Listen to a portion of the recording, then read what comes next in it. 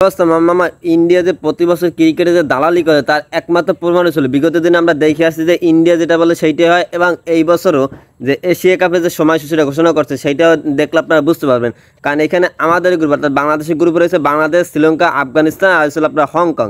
তো এইখানে কিন্তু বাংলাদেশ, আফগানিস্তান এবং শ্রীলঙ্কা এরা কিন্তু তিনোটা টিম কিন্তু এক রেঞ্জে ধরতে গেলে হয়তো বা একটি 19-20 মানে এইটুকু পার্থক্য, মানে কেউ একটু উপরে কেউ একটু নিচে, কিন্তু অ্যাকুরেট ধরলে প্রত্যেকটা টিম কিন্তু প্রায় সেম ক্যাটাগরি। এবং এর সাথে সাথে কিন্তু হংকং একটু নর্মাল টিম পড়ছে, কিন্তু তবে হংকং কিন্তু একদম যে খারাপ তাও না। তো এর সাথে সাথে যে ইন্ডিয়া যে গ্রুপ সেই গ্রুপে পড়ছে কারা কারা, পাকিস্তান, আরব আমিরাত আর হয়েছিল ওমান।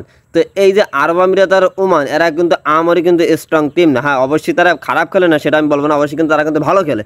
কিন্তু এইখানে ইন্ডিয়া যে গ্রুপটা পড়ছে সেইখানে যদি যে পাকিস্তানের সাথে তো অন্য বা আফগানিস্তান বা শ্রীলঙ্কা দেওয়া হয়তো সেক্ষেত্রে আমি মনে করতাম যে স্ট্রং টিম হইতো। কারণ আমাদের যে গ্রুপটা আছে এইখানে আমাদের তিনোটা টিম কিন্তু স্ট্রং।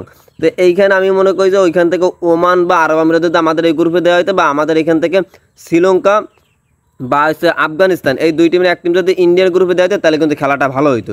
আর এর একমাত্র রিজন হয়েছিল কারণ আমাদের যে গ্রুপ দ্বিতীয় রাউন্ডে যাওয়ার সম্ভাবনা আছে কিন্তু শ্রীলঙ্কার আছে, আফগানিস্তান আছে এবং আমাদের বাংলাদেশেরও আছে। তো এইখানে কিন্তু যে হংকং তাদের কিন্তু ফেলাই দেওয়ার মতো না, তারা কিন্তু যাইতে পারে, কিন্তু তারা ছিল এই যে তিন টিমের থেকে তারা একটু নর্মাল টিম। তো এইখানে কিন্তু আমাদের কিন্তু এই তিন টিম কিন্তু খুবই স্ট্রং, কারণ তারা কিন্তু এক রেঞ্জের খেলে যে কোনো দুই টিম কিন্তু যাইতে পারে।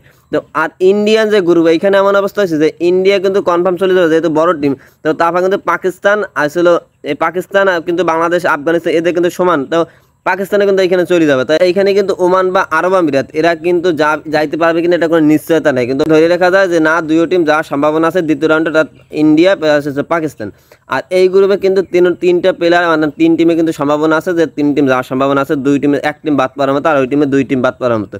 তো এইখানে যদি শ্রীলঙ্কা বা আফগানিস্তান যদি ওই গ্রুপে দিত বা ওই গ্রুপে একটা টিম প্লেয়ার যদি এই গ্রুপে আনতো ওমান বা আরব আমিরাত, সেক্ষেত্রে আমি মনে করি অবশ্যই টিমটা কিন্তু দুই টিম কিন্তু স্ট্রং হতো বা ফাইটিং হতো। কারণ এখানে যেহেতু ইন্ডিয়া স্ট্রং টিম তখন কিন্তু ইন্ডিয়া একটা মানে ওইখানে যারাই থাকতো বা ওইখানে যদি শ্রীলঙ্কা বা আফগানিস্তান থাকতো সেই তিন টিমে কোনো না কোনো এক প্লেয়ার এক টিমে যাওয়ার সম্ভাবনা থাকতো। আর ইন্ডিয়া তখন কিন্তু খেলে তাফা যাইতে হতো, কিন্তু নিশ্চিতভাবে বলা যাইতো না যে ইন্ডিয়া কিন্তু চলে যাবে। তো অবশ্যই কিন্তু ইন্ডিয়ান কিন্তু স্ট্রং টিম। তো এখানে আসলে আইসিসিতে ইন্ডিয়ার স্টাইলই সবসময় থাকে, কারণ আইসিসিতে সবসময় দায়িত্ব থাকে ওরা।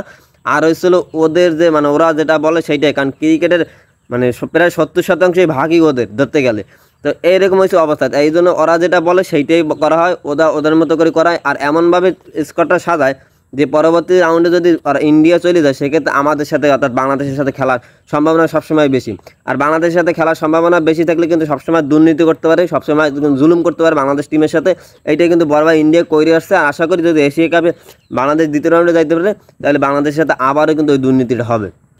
তবে কপাল যদি ভালো থাকে ওই দুর্নীতির ভিতরে যদি বাংলাদেশ ভালো খেলে যদি চলে আসতে পারে সেক্ষেত্রে কিন্তু বাংলাদেশ কিন্তু যে পরে যে রাউন্ড সেই রাউন্ড কিন্তু কনফার্ম করতে পারবে। তো আশা করি বুঝতে পারছেন যে ইন্ডিয়া কোন জায়গা থেকে চাল দেয়।